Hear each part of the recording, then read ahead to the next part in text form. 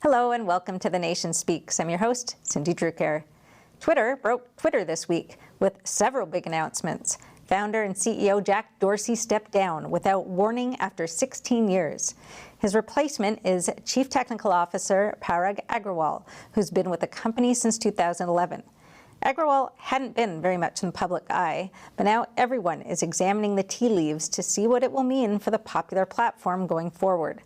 Perhaps significantly, the first day under his new leadership, Twitter rolled out a policy change related to privacy that's causing a Twitter storm of complaint, mostly because users imagine how it could be abused. Here to discuss all of this is John Mates, founder and former CEO of Parler, a social media platform set up as a free speech version of Twitter. John, welcome. Thank you, Cindy. So first of all, I'd like to hear your reaction to Jack Dorsey leaving the company that he co-founded after 16 years. Well, it's not exactly surprising, to me at least, right? Because they've had a lot of kind of back and forth with leadership. And I kind of like to look at their stock price and kind of their performance history. And if you look at that and you let the marketplace judge his performance over the last 6 or so years, you'll see that it's been pretty flat. In 6 years, investors get like a 4% return on investment. It's a horrible proposition.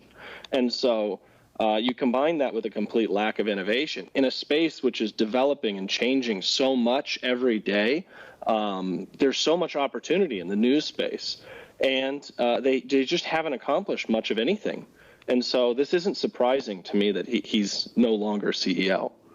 I think the big question on most people's minds is what does all this mean for the company going forward and with the new CEO? So some people are saying that Dorsey, was the last holdout with respect to free speech inside a company that's filled with a lot of progressives. Having said that, conservatives have been complaining for years about being shadow banned or outright banned by Twitter, including sitting president Donald Trump. It's noteworthy that this new media privacy policy was rolled out the day after Dorsey stepped down, and we'll look at that afterwards. But what I want to look at first is the new CEO and what we might expect from him going forward. So in an interview with MIT Technology Review just about a year ago, in answer to a question about how to balance trying to combat misinformation and protected speech, Agrawal said this. Our role is not to be bound by the First Amendment, but our role is to serve a healthy public conversation. And our moves are reflective of things that we believe lead to a healthier public conversation. The kinds of things that we do to what about this is to focus less on thinking about free speech, but thinking about how the times have changed. And the next part people haven't been quoting as much, but I think it's very important. He says, our role is particularly emphasized is who can be heard. And so increasingly our role is moving towards how we recommend content. And that sort of is the struggle that we're working through in terms of how we make sure these recommendation systems that we're building and how we direct people's attention is leading to a healthy public conversation that is most participatory.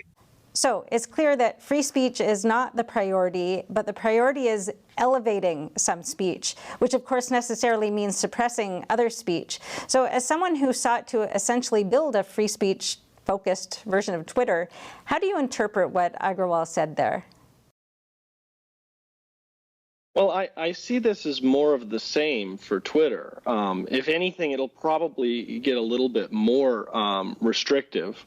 But, from their perspective, right, they want to shape a community which is in line with, I guess, their vision of where they think society is heading. And their new policies and statements that they make are completely in line with that, which means, you can expect things like taking sides in certain political and or societal discussions, which is kind of what they've already had a history of doing. If you go back and look at the Hunter Biden story with the New York Post and how before the election, the last presidential election, they decided to kind of censor that story. That was causing, in their mind, I guess, harm because it could hurt a political candidate who I think that they liked. And so, you'll see things like that happening more in the future. I don't know that this is a large change.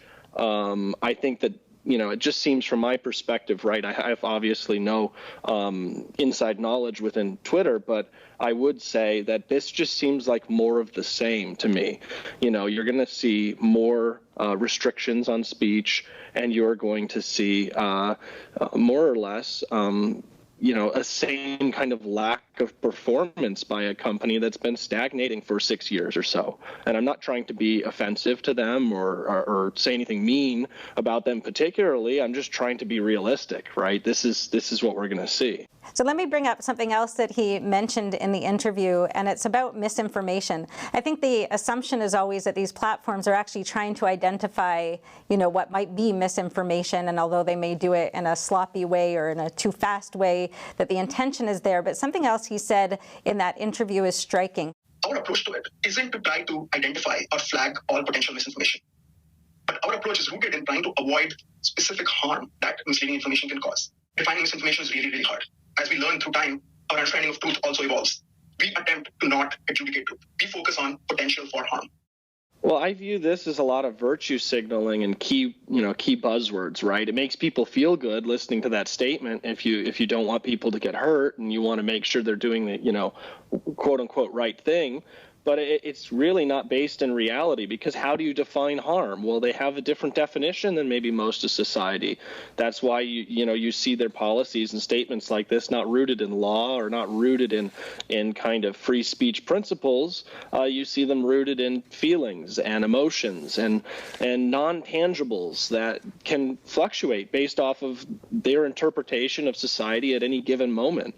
And so it's really a meaningless statement that's meant to make people feel good, but, you can't define misinformation. And I think the COVID era has been complete evidence of the inability to define it, because every week, what is or is not misinformation, what science knows and doesn't know, it seems to fluctuate so much because everything is so new. And you could argue there's a lot of harm that could be, occurred if the wrong, judgments are passed around society during this time. But how do you know? So, like I said, this is more just vague, business as usual for Twitter, feel good statements that are essentially meaningless and give them pretty, broad authority to act at their discretion on the platform. Which is basically one of the big criticisms of the new media privacy policy as well. It's couched in a lot of very general sounding definitions that nobody knows how they're going to interpret. So briefly, the policy says you can't share private information about people, meaning that it's not publicly available, and you can't share photos and videos of private individuals without their consent. And there are exceptions, and this is where things get very vague and broad, like media taken at protests or sporting events. How big of a protest counts would be a question.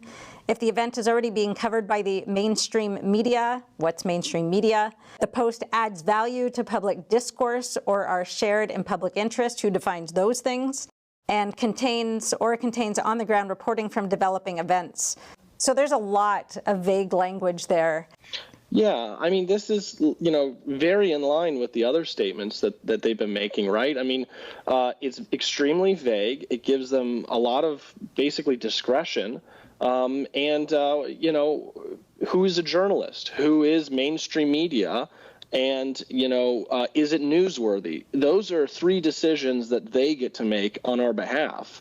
So not all of us are going to agree on what a reputable news source is. We're not all going to agree on, what's newsworthy, and we're not all going to agree on their definition of harm as well.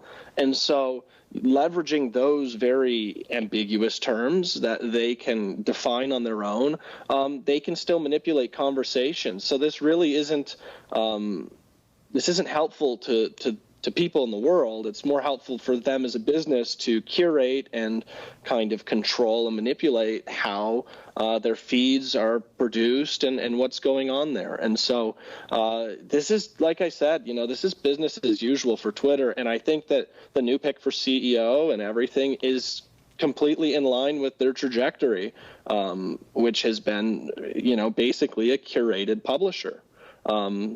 I think that they do have some good faith things that they're trying to do. Like if, for example, someone were to post a video or an image of a private citizen that they didn't want to have online, Twitter is now going to be more active about taking that down, it seems, from the policy, which I think is probably a fair thing to protect, citizens who are not in the public eye.